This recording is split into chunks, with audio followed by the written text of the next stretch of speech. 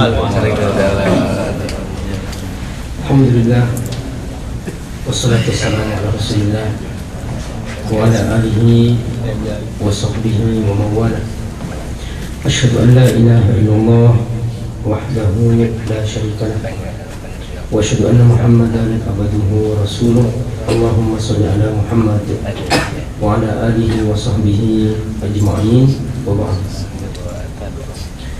Bapak Ibu jemaah salat zuhur rahimakumullah, alhamdulillah dengan pertolongan Allah sebagian jemaah haji sudah mulai banyak yang kembali, dan saya baru nyampe kemarin pagi dan saya ketemu dengan Bapak Basuki satu hotel.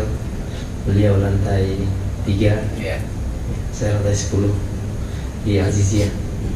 Dan ternyata di antara rangkaian ibadah haji yang paling berat itu biasanya waktu melempar jumroh.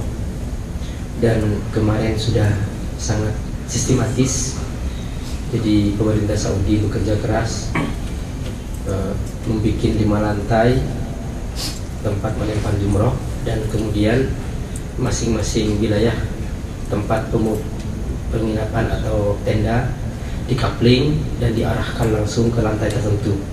Jadi bagian sebelah tertentu langsung diarahkan ke lantai bawah, dan bagian lain langsung diarahkan ke lantai 2, begitu seterusnya, sehingga tidak terjadi lagi bentrokan dan semacam rebutan. Jadi semuanya menjadi nyantai. Jadi insya Allah saya berdoa, dan mudah-mudahan Bapak Ibu yang belum melaksanakan ibadah haji menjadi semakin bersemangat untuk mempersiapkan diri, dan yang sudah menjadi semakin rindu untuk juga mengulang umroh, melakukan umroh minimal, dan semoga Allah senantiasa memberkahi kita semua. Amin ya rabbal alamin. Kita alhamdulillah telah membahas surah Al-Mulk dari juz 29, dan pada pertemuan yang lalu kita juga sudah masuk ke pembukaan surah Al-Qalam. Dan saya sedikit ingin mengingatkan materi yang telah kita pelajari di pembukaan surah Al-Qalam. Allah Subhanahu wa ta'ala bersumpah dengan pena. Nun wal qalami wa ma yasturun, ma anta bi ni'mati rabbika bimajnun, wa inna laka la ajran ghayra mamnun. Di sini Allah Subhanahu wa taala menyebutkan nun. Nun sama dengan huruf-huruf muqatta'ah, disebut huruf muqatta'ah, huruf yang terputus-putus. Karena kata muqatta'ah itu diambil dari kata qata'a yaqta'u, artinya terputus. Seperti alif, lam, mim. Seperti kaf, ha, ya, ain, shad. Para ulama tafsir ketika menjelaskan huruf ini, mereka hampir semuanya mengatakan bahwa hadza sirrun min asrarul Quran. Ini adalah merupakan rahasia Al-Quran. Hanya Allah yang tahu maknanya. Ista'tsarallah bi'ilmihi. Begitu Abu Bakar As-Siddiq mengatakan bahwa ketika bertemu dengan huruf seperti ini, sudah, ini rahasia Allah, kita tidak bisa menafsirkan. Hanya kemudian sebagian ulama tafsir mencoba mencari korelasi antara huruf-huruf ini dengan pembukaan Al-Quran. Hampir selalu setiap kali Allah Subhanahu wa ta'ala membuka surah dengan huruf-huruf al-muqatta'ah, Allah menyebutkan Al-Quran. Seperti di pembukaan surah Al-Baqarah, Alif Lam Mim, Dzalikal kitabu la raiba fi. Alif Lam Mim, terus inilah Al-Quran. Yasin wal Qur'anil Hakim. Selalu begitu. Nah, dari penelitian yang sangat dalam, para ulama tafsir mengatakan bahwa berarti huruf-huruf ini sebetulnya merupakan tahaddi, merupakan tantangan bagi siapa saja yang tidak mau beriman kepada Al-Quran, terutama orang-orang yang berbahasa Arab dan dia mengerti bahasa Arab. Di sini Allah menantang, wahai orang-orang yang berbahasa Arab, Al-Quran ini terdiri dari huruf-huruf yang sama seperti kalian punya, seperti alif, seperti lam, seperti mim, seperti nun. Kalian punya sama. Tapi kalau kalian bisa bikin seperti Al-Quran, coba bikin. Ternyata sampai sekarang tidak ada seorang pun yang bisa membuat seperti Al-Quran. Nah, itulah kemudian para ulama mengatakan bahwa ya, seperti Ibnu Katsir, seperti Ustaz Sayyid Qutb, mereka mengatakan bahwa hadza i'jaz. Huruf-huruf muqatta ini merupakan bukti mukjizat Al-Quran, bahwa sampai kapanpun tidak mungkin manusia membuat atau mengarang buku sehebat Al-Quran. Sekalipun mereka mempunyai huruf yang sama, tetapi mereka tidak akan pernah bisa mendatangkan kitab seperti Al-Quran. Dan kita juga sudah jelaskan bahwa surah Al-Qalam ini turun sesudah surah Al-Alaq. Jadi dalam surah Al-Alaq Allah memerintahkan Iqra bismi rabbikal ladzi khalaq, membaca. Lalu dalam surah Al-Qalam Allah menegaskan tentang pentingnya qalam, wal qalami wa ma yasturun. Dalam surat Al-Alaq Allah berfirman, alladzi 'allama bil qalam.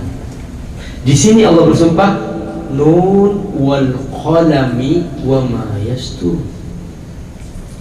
Di situ perintah mencari ilmu, di sini perintah untuk mencatat ilmu. Dan ternyata peranan qalam ini dalam sejarah manusia adalah peranan yang paling penting. Dan dari sinilah, dari Al-Qalam inilah peradaban manusia berkembang. Seandainya tidak ada Al-Qalam, tidak ada yang tercatat, tidak ada yang terekam, maka ilmu pengetahuan manusia tidak akan pernah berkembang. Perkembangan ilmu pengetahuan ini adalah karena Allah Subhanahu wa ta'ala memberikan karunia besar kepada manusia, yaitu karunia Al-Qalam. Maka pengetahuan yang di awal-awal masih sangat sederhana dikembangkan, akhirnya menjadi ilmu pengetahuan yang sekarang sudah mencapai puncak keberhasilannya. Sehingga yang tadinya manusia hanya bisa membuat sepeda, sekarang sudah bisa membuat sepeda motor, membuat mobil, bahkan sudah bisa membuat pesawat terbang. Seandainya tidak ada Al-Qalam, maka akan terjadi pengulangan kembali. Oleh karena itu, masyarakat jin dia tidak berkembang, tidak punya peradaban. Kenapa? Karena masyarakat jin tidak punya budaya Al-Qalam. Sampai sekarang jin tetap begitu saja, belum pernah bisa bikin teknologi seperti yang dibikin manusia. Kita tidak pernah menyaksikan peradaban jin seperti yang dicapai oleh manusia. Kenapa? Karena tidak punya peradaban seperti manusia, yaitu budaya Al-Qalam, budaya menulis, budaya merekam, dan budaya menyampaikan. Inilah Bapak Ibu Allah, kita paham bahwa kedudukan ilmu, kedudukan mencari ilmu dalam Al-Quran adalah kedudukan yang paling pokok. Bahkan ini menjadi kewajiban yang paling utama. Contoh nih, dalam banyak ayat Allah seringkali menceritakan tentang pentingnya mencari ilmu. Dalam satu ayat Allah firman sebagai contoh, yarfa'illahu alladhina amanu minkum. Di antara kalian aku angkat derajatnya karena imannya. Tapi kata Allah, walladzina utul ilma darajat. Tapi kalau dia menambah ilmu, di sini barakallah, menambah ilmu iman, ilmu yang meningkatkan iman, ilmu yang memahami Al-Quran. Jadi bukan hanya ilmu dunia, ya, bukan hanya ilmu yang seperti dunia.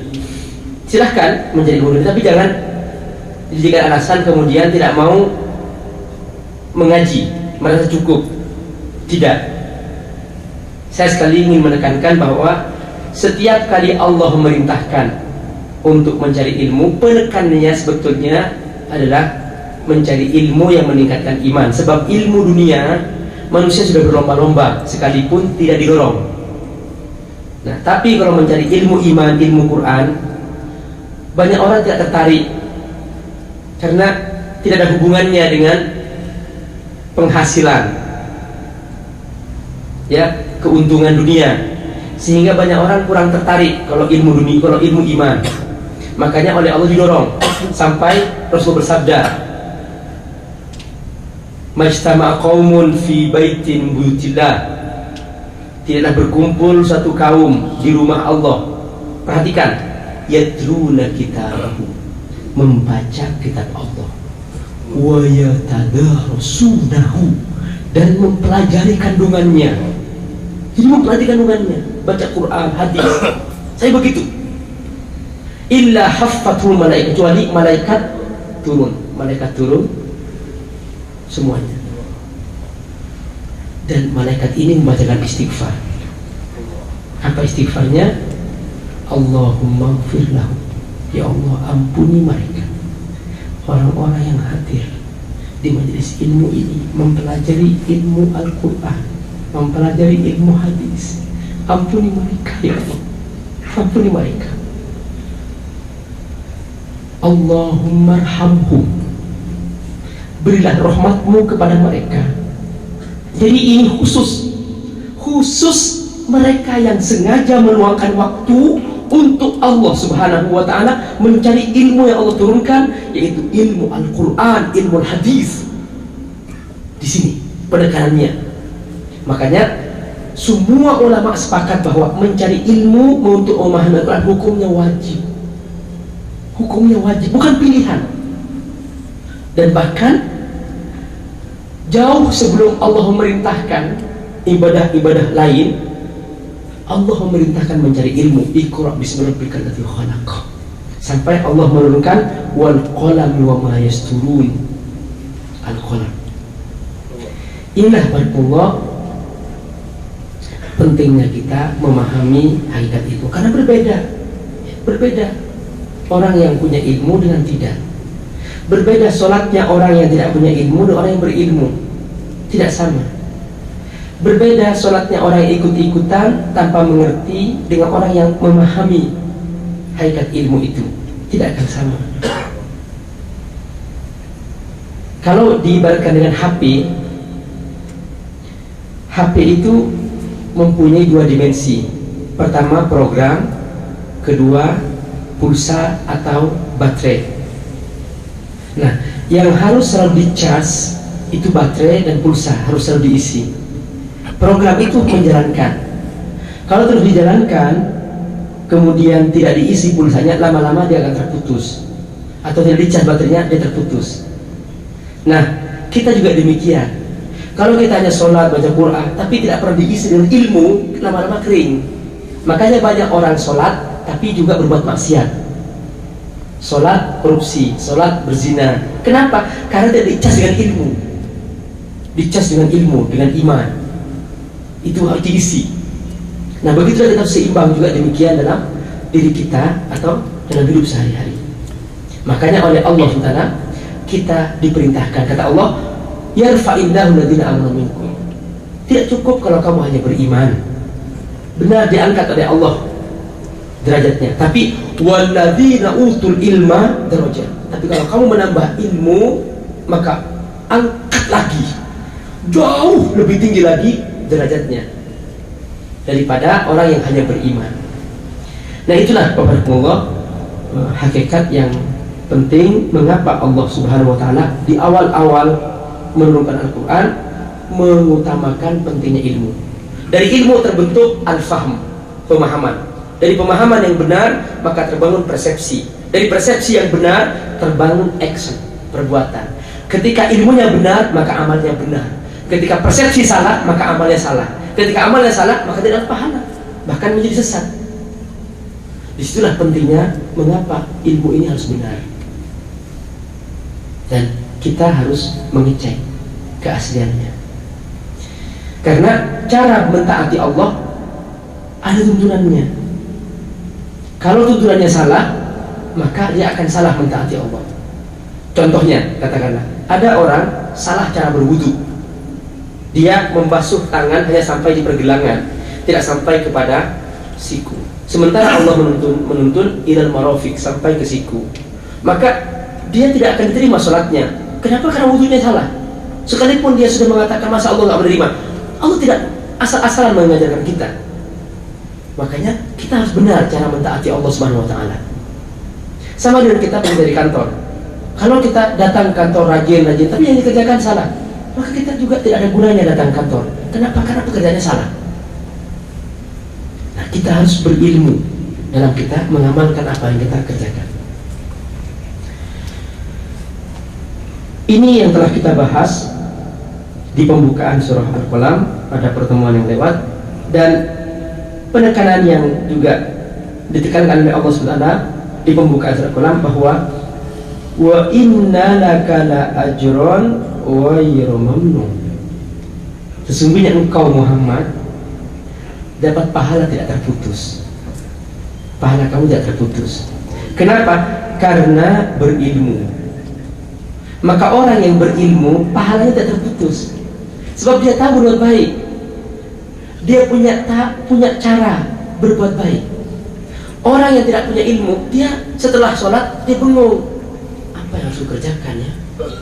Jadi banyak terputusnya pahala. Tapi kalau orang yang banyak ilmunya, maka dia luar biasa tahu cara bermain, mencari pahala. Bagaimana cara mengumpulkan pahala yang sebanyak-banyaknya? Dia tahu karena dia tahu dari dalilnya. Dia tahu jalannya. Setelah dia sholat, ada pahala baca Quran, maka dia baca Quran. Pahala baca Quran. Setelah zikir, setelah baca Quran dia berzikir. Ada pahala baca doa pagi dan sore, ada pahala baca istighfar 100 kali, ada pahala baca tasbih 100 kali, dan sebagainya. Terus ada pahala membantu orang lain, ada pahala bersenyum kepada orang lain. Semuanya menjadi ibadah. Tapi kalau dia tidak berilmu, dia hanya menganggap bahwa senyum kepada orang lain kepentingan. Wah, aku harus senyum nih, kenapa? Supaya daganganku laku. Jadi kepentingan jadinya, bukan ibadah kepada Allah SWT. Tapi orang yang berilmu, semua yang dikerjakan berdasarkan persepsi yang dia bangun, berdasarkan tuntunan wahyu itu. Nah, itulah barakallahu. Kata Allah, orang yang berilmu, wa inna laka la ajran ghairu mamnun. Kau tidak akan pernah terputus pahalanya, mengalir bagaikan air yang terus memberikan kebaikan kepada orang lain dan kepada Allah Subhanahu wa taala. Sebab intinya begini, manusia ini, kita ini, kita harus berbuat baik. Pertama kepada Allah, kedua harus baik kepada manusia. Kalau kita hanya baik kepada Allah, sholat, puasa, zakat, tapi tidak berbuat baik kepada manusia, kita menyakiti orang lain, menyakiti tangga, berbuat zalim, mengambil hak orang lain, sebagainya, maka ini akan menghalangi kita masuk surga. Jadi kalau hanya baik kepada Allah tapi manusia tidak baik, akan menghalangi masuk surga. Kebalikannya, agama ini juga menekankan bukan hanya baik kepada manusia, tapi juga baik kepada Allah. Ada orang mengatakan, Pak Ustadz, yang penting kan saya tidak pernah menyakiti orang lain, tidak pernah berkata-kata buruk ke orang lain, tidak pernah mengambil hak orang lain. Ya kalau sholat sih saya males-malesin, ya males-malesan. Kalau saya puasa jarang. Nah sama, ya. Ini namanya dia hanya baik kepada manusia, tapi kepada Allah tidak baik. Kalau tidak baik kepada Allah, maka berarti dia terhalang masuk surga. Maka supaya lancar masuk surga harus dua-duanya, baik kepada Allah dan baik kepada manusia. Nah ini semuanya ada tuntunannya. Oleh karena itu, setelah dia berilmu, Allah menekankan wa innalaka la ajrun ghairu mamnun wa innaka la ala khuluqin azim. Mengapa Rasulullah SAW pahalanya tidak terputus? Karena akhlaknya mulia. Akhlaknya mulia. Maka orang yang tidak berakhlak mulia, dia tidak akan pernah mendapatkan pahala yang banyak. Sebab dia hanya terfokus kepada pahala ritual, sementara pahala sosial tidak punya. Bahkan pahala ritualnya akan termakan oleh dosa-dosa sosialnya. Karena setiap keburukan itu akan menghabiskan secara bertahap pahala yang dia punya. Oleh karena itu Rasulullah SAW menyebutkan bahwa nanti di hari kiamat akan ada orang yang bangkrut. Kata Rasulullah kepada sahabat-sahabatnya, dia berkumpul lalu bertanya, atadruna manil muflis? Wahai sahabat-sahabatku, tahukah kamu siapakah orang yang bangkrut? Qalu, mereka menjawab, al-muflis man la mala lahu wa la dirham. Orang bangkrut itulah orang yang tidak punya harta dan tidak punya uang. Lalu dijawab oleh Rasulullah SAW, al-muflis, orang yang bangkrut sebetulnya adalah man ata yaumal qiyamah, orang yang datang di hari kiamat, bi ajli sholatihi, dan pahala sholatnya, wa siyamihi, dan pahala puasanya, wa zakatihi, dan pahala zakatnya, semua, wa haji, dan hajinya, semua dia bawa. Banyak sekali ibadah-ibadahnya. Tapi fasyatama hada, dia suka menjelekkan si fulan, wa akhadha mala hada, suka mengambil hak si fulan, korupsi, mengambil ini, mengambil ini. Saya tidak pernah membayangkan bagaimana sih para koruptor yang tidak pernah mengembalikan harta yang pernah dikorupsi itu akan ditagih oleh seluruh rakyat Indonesia. Kalau dia mengambil hak negara, akan ditagih oleh seluruh rakyat itu di hari kiamat. Mereka menagih. Kata Rasulullah, ketika sampai hari kiamat, Allah panggil semua orang-orang yang pernah diambil haknya itu. Panggil, ambil pahala sholatnya, diambil, dibagi-bagi. Wah, kekurangan, habis. Ambil pahala puasanya, diambil, terus. Masih banyak lagi yang datang menagih. Ambil pahala hajinya, ambil semuanya. Masih banyak yang nagih. Ambil pahala zakatnya, ambil. Sampai tidak punya sama sekali, kata Rasulullah SAW. Lagi pokok, tidak tersisa sama sekali. Akhirnya apa? Yang datang itu karena menagih, akhirnya dosa mereka diambil, ditimpakan kepada orang ini. Bayangkan betapa sedihnya manusia seperti ini. Dari sini bahwa inti ajaran Islam adalah khuluqun azim, membangun akhlak mulia. Jadi baik kepada Allah dan baik kepada manusia harus seimbang, tidak bisa dipilih-pilih, tidak bisa dipisahkan. Harus baik kepada Allah dan baik kepada manusia. Inilah kata Allah. Allah memuji Rasulullah SAW, wa innaka la'ala khuluqin azim. Dan Rasul bersabda, innama bu'istu liutammima makarimal akhlak. Aku diutus untuk membangun akhlak mulia. Sebenarnya setiap orang Islam dia belajar dari sholatnya, dari puasanya. Makanya dalam Al-Quran setiap ibadah dalam Islam itu tujuannya melakukan perubahan. Setiap ibadah dalam Islam tujuannya melakukan perubahan, dan perubahan itu berkaitan dengan akhlak mulia. Contoh, salat. Inna sholata tanha anil fahsya'i wal munkar. Sesungguhnya salat pasti mencegah dari perbuatan keji dan munkar. Artinya orang yang salat tidak mungkin berbuat keji. Orang yang salat tidak mungkin berbuat munkar. Kalau ada orang salat berbuat keji dan munkar, berarti salatnya itu tidak mencapai tujuan, tidak melakukan perubahan. Nah, sayangnya sekarang ini banyak orang hanya mengambil ritual sholatnya, sementara tujuannya nggak diambil. Padahal setiap orang sholat pasti harus berubah. Jadi bukan secara formalitas ritual, bukan. Puasa, kutiba alaikumusiyam kama kutiba alal ladzina min qablikum la'allakum tattaqun. Berpuasa agar mencapai takwa. Takwa itu akhlak. Takwa itu amal.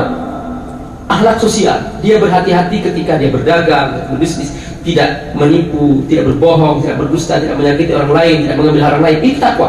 Sebetulnya intinya lebih kepada moral sosial. Nah, banyak orang berpuasa tapi berbuat keji. Makanya kata Rasul apa? Kam min shaimin laisa lahu min siyamihi illa al-ju' wal 'atash. Berapa banyak orang yang berpuasa tapi tidak mendapatkan apa-apa dari puasanya kecuali lapar dan haus. Kenapa? Karena hanya diambil ritualnya, sementara tujuannya nggak dicapai. Dia suka masih menyakiti orang lain, mengambil hak orang dan sebagainya. Jadi harus berubah. Selesai puasa harus berubah, bukan sekedar ritual saja. Haji, faman farada fihinna al-hajja fala rafatha wala fusuqa wala jidala fil hajj. Orang yang pergi haji, dia tidak boleh berkata jorok, rofat, berkata yang artinya bersikap bau mesum, ya, ngomong yang jorok-jorok. Tidak, harus berubah lisannya. Wala fusuq, tidak berbuat maksiat, berbuat fasik. Wala jidal, tidak bertengkar, tidak emosional, tidak menyakiti orang lain. Harus berubah. Kalau ada orang pergi haji tidak berubah, berarti gagal. Tujuan pokoknya gagal. Dia hanya ngambil dimensi ritualnya, tapi tujuan pokoknya gagal. Jadi itu tujuan haji mabrur. Mabrur artinya diikuti oleh kebaikan-kebaikan. Diambil kata albir. Albir itu kebaikan. Lan tanalul birra hatta tunfiqu mimma tuhibbun. Kau tidak akan pernah mendapatkan kebaikan sampai kau memberikan apa yang kau sukai, apa yang kau cintai. Nah, di sini bahwa al-mabrur artinya orang yang diikuti kebaikan. Jadi setelah dia haji semakin baik, berubah. Semua ibadah seperti itu.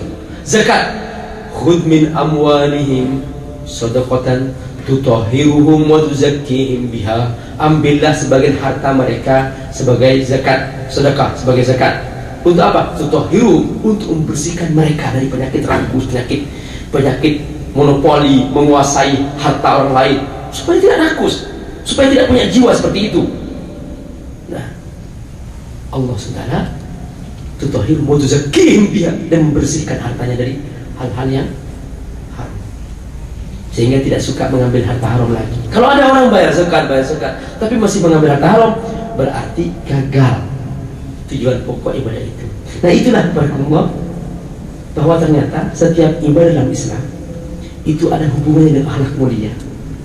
Oleh karena itulah dalam pembukaan surah Al-Qalam ini Allah mengkaitkan antara ilmu Al-Qalam kemudian akhlak mulia yang dihubungkan dengan wa innaka la ajrun ghairu mamnun. Kau tidak akan pernah mempunyai pahala yang terputus.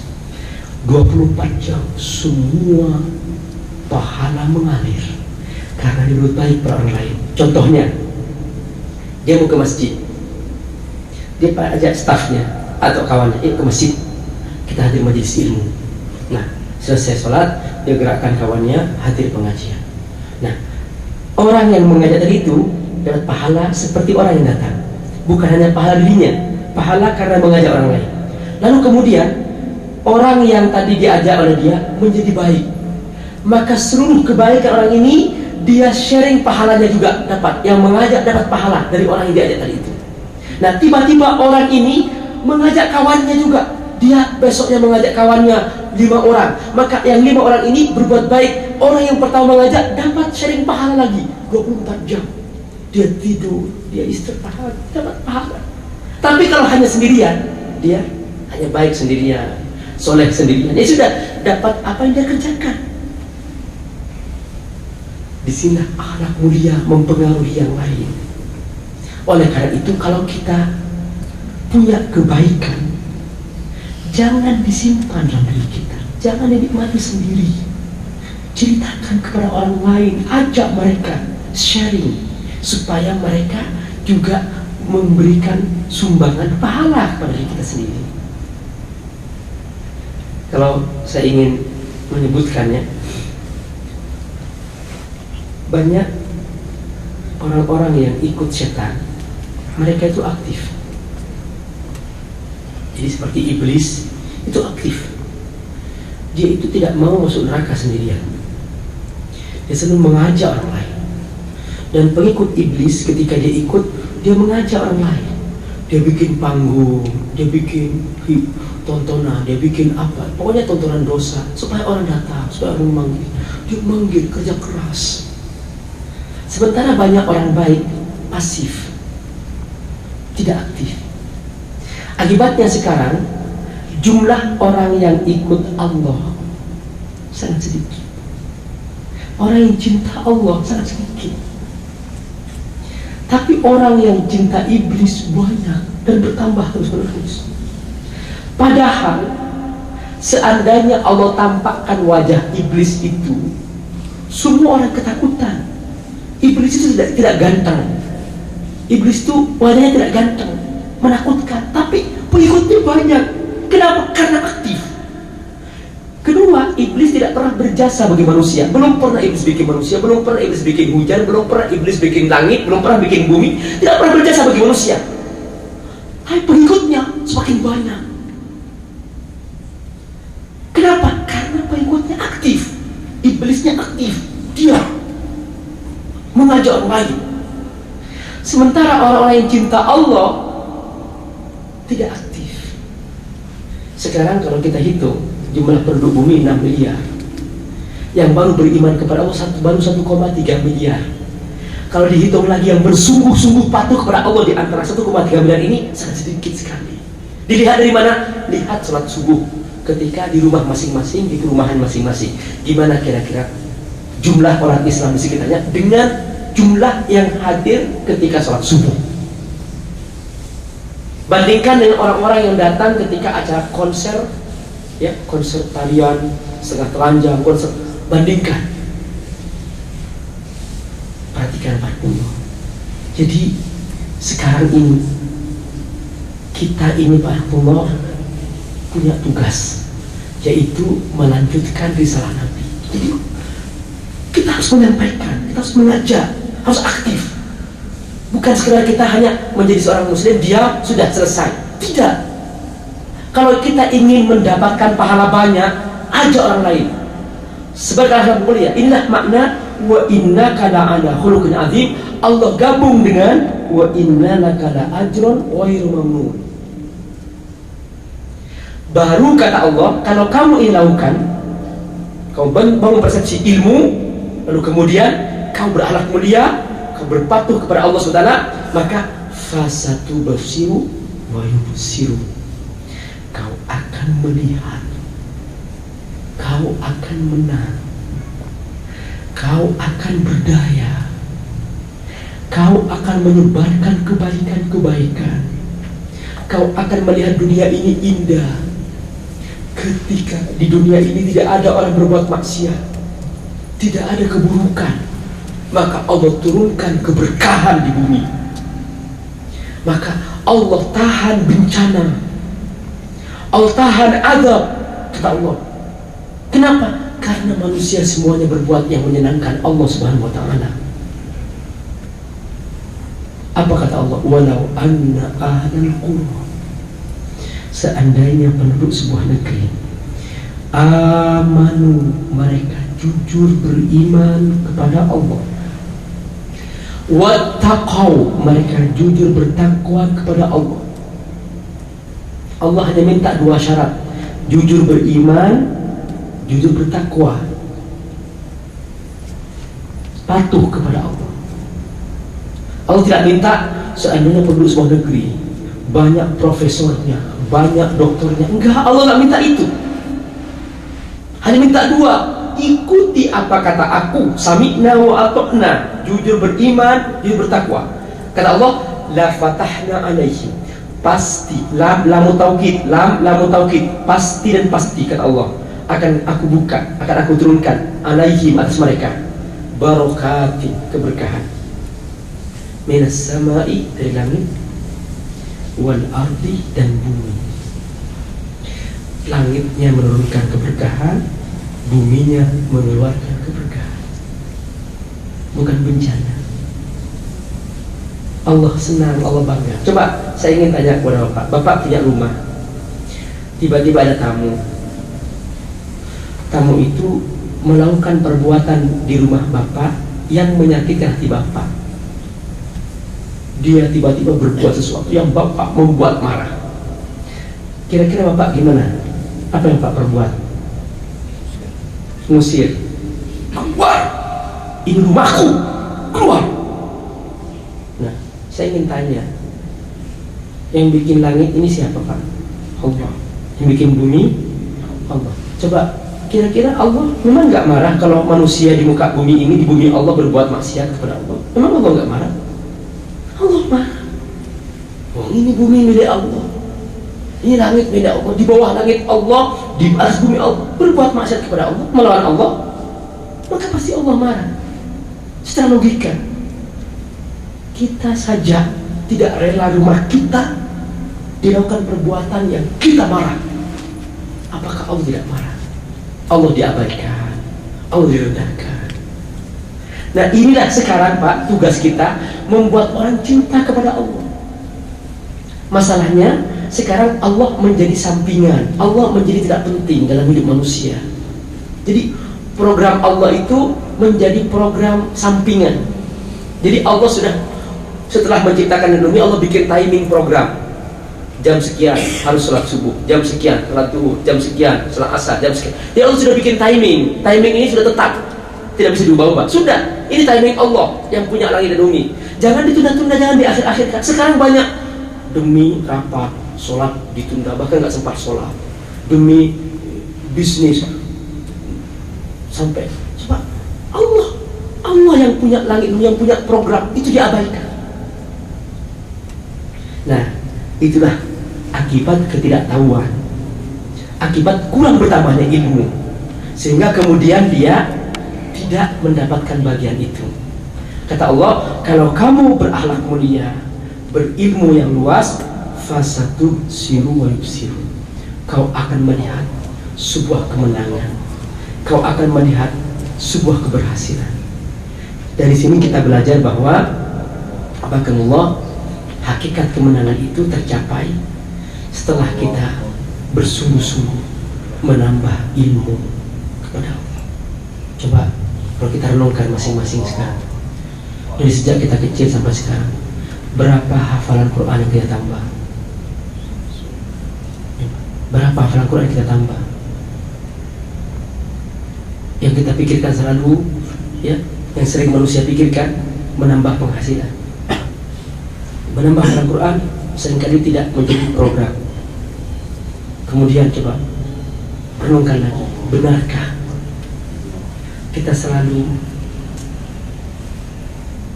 menghatamkan Al-Quran, membaca Quran secara rutin, padahal ini kitab suci yang Allah turunkan? Benarkah kita mengamalkan itu? Ini hal-hal yang memang sudah jelas di depan kita. Nih, besok nih hari Rabu, Kamis. Tanggal 9 Muharram, tanggal 10 Muharram. Rasulullah SAW bersabda bahwa Shaumu Asyura yukaffiru sanata al-madiyah. Berpuasa Asyura itu akan mengampun dosa setahun sebelumnya. Terus Rasul bersabda bahwa baqaitu ila qadim, kalau aku hidup sampai tahun depan, la asuman natasya, aku akan berpuasa tanggal 9-nya. Berarti tanggal 9, tanggal 10. Sempatkan berpuasa, sempatkan.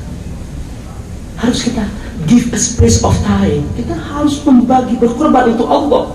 Jangan hanya nikmat Allah dimanfaatkan sementara Allah diabaikan. Allah direndahkan, perintah-perintah Allah, sunnah-sunnah Allah diabaikan. Kita harus berkorban untuk Allah. Saya kata, ini hanya sunnah, ini hanya sunnah. Kita berjuang bersungguh-sungguh mentaati Allah SWT. Cari kesempatan-kesempatan untuk menambah pahala itu. Setelah itu kita bertemu dengan tanggal 13, 14, 15. Itu apa? Ayyamul Bid, hari-hari putih, disunahkan berpuasa. Masya Allah, amal-amal soleh semuanya, amal soleh yang sangat luar biasa. Nah, kita sempatkan bersungguh-sungguh. Nah, inilah barakallah yang semakin hari semakin banyak orang tidak pernah ingin mengenal tugas kepada Allah, tidak ingin mengenal, dan bahkan banyak orang tidak tahu dan tidak pernah memperhatikan kalender Hijriah itu yang berkaitan dengan ibadah sudah menjadi tidak menarik lagi juga, sehingga kemudian banyak tidak tahu kapan berpuasa, kapan tidak. Tanggal 13, 14, 15 ada puasa Senin, Kamis. Subhanallah, luar biasa, Allah mengetahui. Dan ternyata sekarang Pak, agama-agama lain mereka tahu manfaat berpuasa, akhirnya mereka bikin juga. Saya ketemu orang Cina, kamu kok puasa Senin? Iya, saya merasa lebih nyaman. Loh kan kamu nggak ada ajarannya. Ya sudah, saya itu kan baik, saya ikut aja lah. Itu mereka banyak yang ikut. Perhatikan, itu ajaran dari Allah, dari Rasulullah SAW yang kita yakini. Agama-agama lain sudah ikut, mereka ikut mengamalkan, diperintahkan, dianjurkan. Itu puasa baik. Bahkan semua dokter mengatakan itu puasa baik sudah. Nah, subhanallah, kita dapat pahala, tujuannya benar. Banyak orang tidak tertarik mengamalkan ini. Nah, mari kita saling dorong-mendorong, saling mengajak. Ayo kita promosikan. Ini besok tanggal 9 dan tanggal 10. Tambah nanti ingatkan lagi tanggal 13, 15 bersama keluarga, bersama anak. Jadikan hari peningkatan iman. Kita baru saja selesai bulan-bulan Dzulhijjah, bulan-bulan haji. Masya Allah, semoga Allah berkahi. Itulah barakallah. Dan kemudian di bagian penutup Allah berfirman, Inna rabbaka huwa a'lamu biman dhalla an sabili.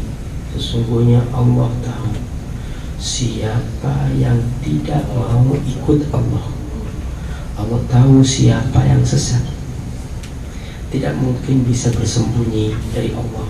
Semua ketahuan, siapa yang jujur, siapa yang tidak, Allah tahu.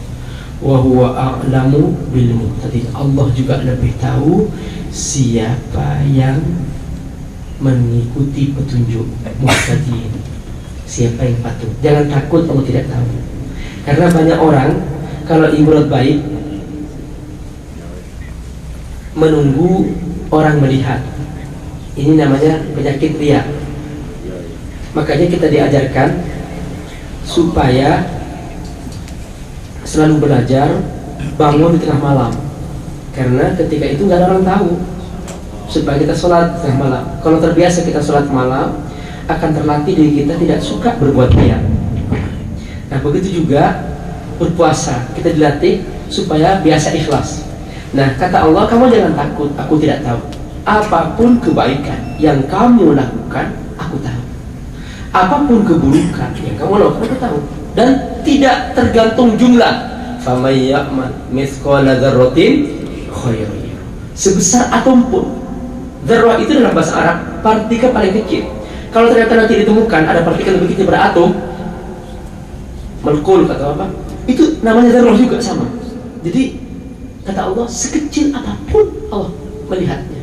Jangan takut, Allah tidak tahu. Makanya kalau kepada Allah kita harus ikhlas, harus benar ikhlas, murni sudah. Nggak perlu menunggu orang mengucapkan terima kasih, nggak apa-apa. Orang nggak ucap terima kasih itu nggak penting. Yang penting Allah melihat kita, kita jujur beriman kepada Allah Subhanahu wa Ta'ala. Itu hal yang penting. Mudah-mudahan Allah berkahi. Masih ada 10 menit. Silahkan kalau ada pertanyaan. Mudah-mudahan Allah memberkahi kita semua. Amin.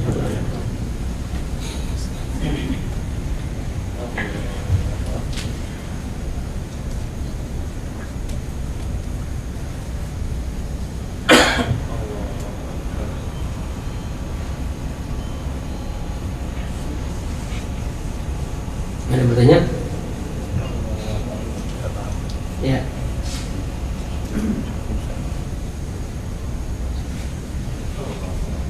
Apa saja tidak mesti apa yang berkaitan dengan materi yang baru saja kita sampaikan. Jadi apa yang bisa kita tindak lanjuti? Silakan. Assalamualaikum warahmatullahi wabarakatuh. Assalamualaikum. Saya pernah baca buku tentang sistem pengamanan Al-Quran. Itu kan dikaitkan dengan angka 19 kalau nggak salah. Itu ada bahwa setiap huruf dari Al-Quran itu semua bisa dibagi 19. Jadi kalau hilang satu berarti itu nggak bulat dibagi 19 itu, maka itu ketahuan bahwa Al-Quran itu dirusak. Nah, itu mohon penjelasannya Ustaz, apakah itu memang benar adanya? Waktu saya mengambil program doktor di bidang tafsir Quran, sempat saya melakukan penelitian tentang angka-angka itu, dan saya duduk cukup lama dengan para profesor dari Al-Azhar, dan saya diskusikan tentang buku itu yang membahas tentang angka-angka dalam Al-Quran. Dan setelah kami teliti, ternyata banyak yang dipaksakan. Jadi ketika tidak menemukan pas 9, dia cari yang lain dipaksakan dimasukkan. Dan dari segi ilmu tafsir sangat bertentangan gitu. Maka kemudian akhirnya para profesor dan para doktor ilmu tafsir yang sempat saya temui, mereka mengatakan bahwa itu tidak bisa dijadikan kaidah. Jadi tentang melihat angka-angka Quran itu banyak yang oleh dia dipaksakan harus 9, sehingga ternyata banyak yang tidak 9. Akhirnya dicari ayat-ayat sampai dimasukkan unta Allah. Jadi dimasukkan para nabi juga, urusan apa golongan Rasul, untanya dimasukkan, sehingga seperti itu mencari-cari supaya lengkap 9. Jadi saya secara pribadi sampai sekarang belum merasa puas dengan penelitian itu, karena ternyata banyak yang dipaksakan. Jadi kita lebih fokus kepada maknanya saja. Ya, terima kasih. Ya. Kalau umpamanya ada meninggal, Allah kan menjanjikan kalau kita mengikuti dapat kajian mengantarkan sampai ke kuburan itu untuk jenazah yang muslim. Apakah dengan yang tidak muslim atau apa ada? Bagi yang tidak muslim, kita bisa mendoakan pada waktu hidup supaya masuk hidayah atau mendapatkan hidayah. Jadi katakanlah kalau kita punya saudara atau kerabat dan kita doain, ya Allah berilah dia hidayah, itu bisa. Tapi ketika sudah meninggal terus kita minta ampunan, maka Allah tidak bisa mengampuni karena dia sudah terputus semuanya. Karena syarat untuk mendapatkan ampunan harus dapat hidayah dulu. Itu makanya Nabi Ibrahim AS ketika dia minta ampunan untuk ayah sebagai mengatakan pamannya, maka tidak bisa, Allah tutup karena dia sudah tidak beriman, tertutup oleh kekafirannya itu dia sendiri. Karena sudah meninggal. Jadi kalau minta ampunan tidak bisa. Bagi kita yang mengikuti mau menguburkan sampai secara kemanusiaan kita tetap berbuat baik. Suatu hari Rasulullah SAW pernah berdiri, dia berdiri, ada jenazah yang sedang lewat. Terus Umar menegur, ya Rasulullah, gua Yahudi, dia jenazah orang Yahudi, kenapa kamu menghormati? Terus kata Rasulullah SAW, alaysa huwa insan, dia kan manusia, ciptaan Allah. Jadi aku menghormati kemanusiaannya. Jadi di sini bahwa kalau kita ikut sejarah yang tidak boleh kita ikut ritualnya. Kalau hanya kemanusiaan kita sebagai manusia biasa, kita menghormati bahwa diciptakan Allah Subhanahu wa taala, itu silakan. Ya. Di dalam buku dan agama anak saya Pak Ustaz, dia sekolah SD di Al-Azhar, itu di buku dijelasin makhluk Allah itu spesifik 3, iblis, jin dan setan. Nah dibilang iblis dari api, sedangkan jin itu ini antara jin dan setan dibikin tuh dijejer kiri kanan. Jin itu dari api yang halus, setan dari api yang lebih kasar. Jin bisa beribadah, bisa patuh, dan juga ada yang ingkar. Yang patuh itu dia beribadah seperti lazimnya manusia beribadah. Sedangkan yang setan itu pasti dia ingkar. Nah, itu udah nggak tuh Pak Ustaz? Ini sebetulnya bicara tentang makhluk itu dari segi penciptaan, berarti kata khalaqah, menciptakan, makhluk diciptakan. Berarti kalau bicara tentang klasifikasi makhluk ada 3. Pertama, makhluk yang diciptakan dari cahaya, malaikat. Kedua, makhluk diciptakan dari lidah api, yaitu jin. Yang ketiga, makhluk diciptakan dari tanah adalah manusia. Nah, selain itu ya kita bicara tentang makhluk binatang dan sebagainya. Nah, tapi dari segi yang mendapatkan taklif dari Allah, tugas dari Allah, ini 3 tugas dari Allah. Yang ada unsur istilahnya berdapat tugas dari Allah. Nah, makhluk malaikat ini tidak punya alternatif, tidak mungkin berbuat maksiat. Maka semua malaikat berbuat baik, karena tidak Allah kasih pilihan berbuat buruk. Nah, kemudian tinggal 2 makhluk ini, makhluk manusia dan jin.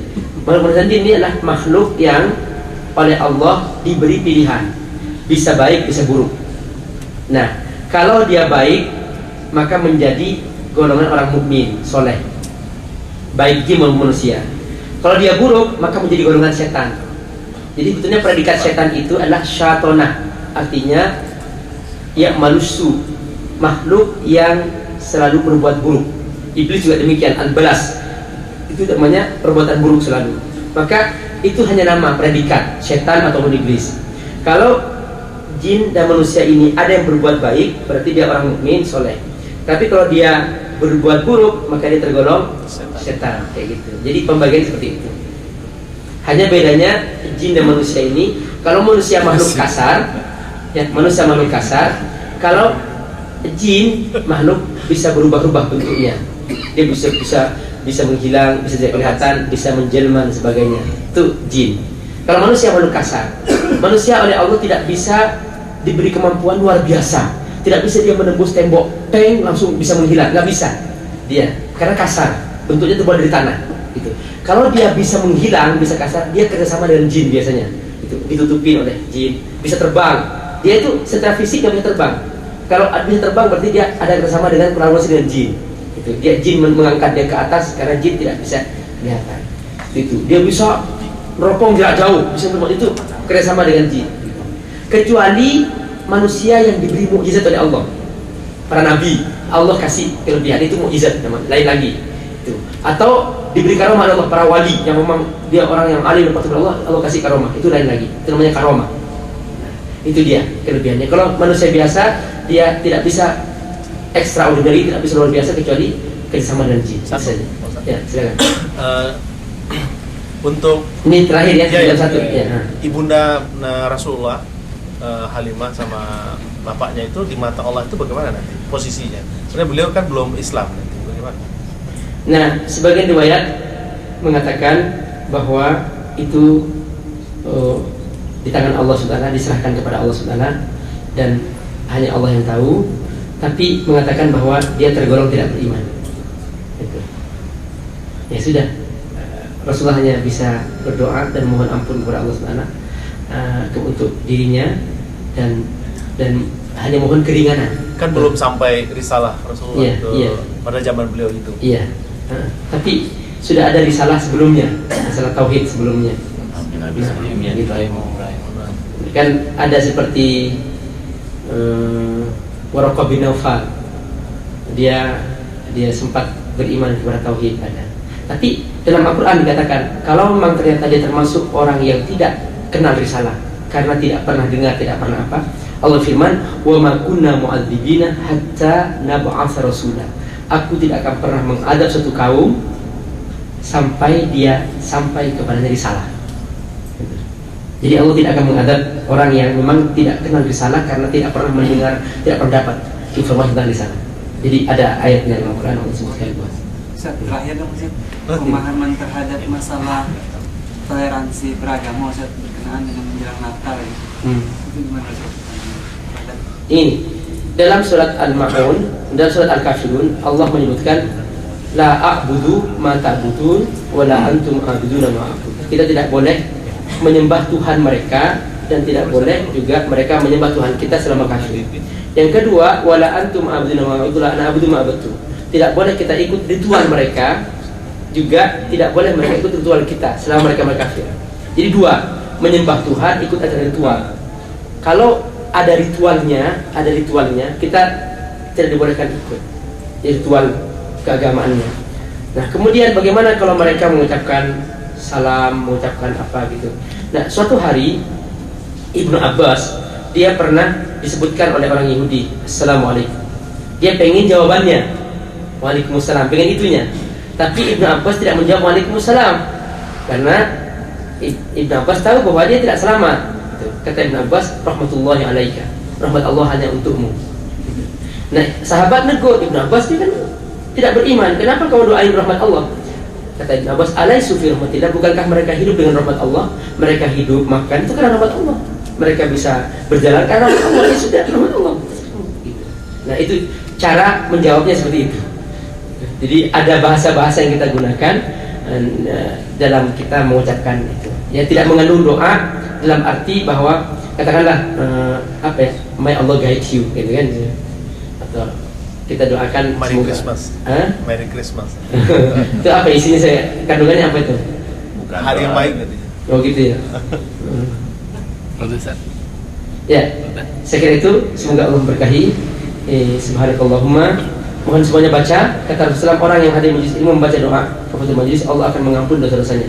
Ya, yang belum hafal ikuti saya. Subhanakallahumma wa bihamdika asyhadu an la ilaha illa anta astaghfiruka wa atubu ilaik. Wassalamualaikum warahmatullahi wabarakatuh.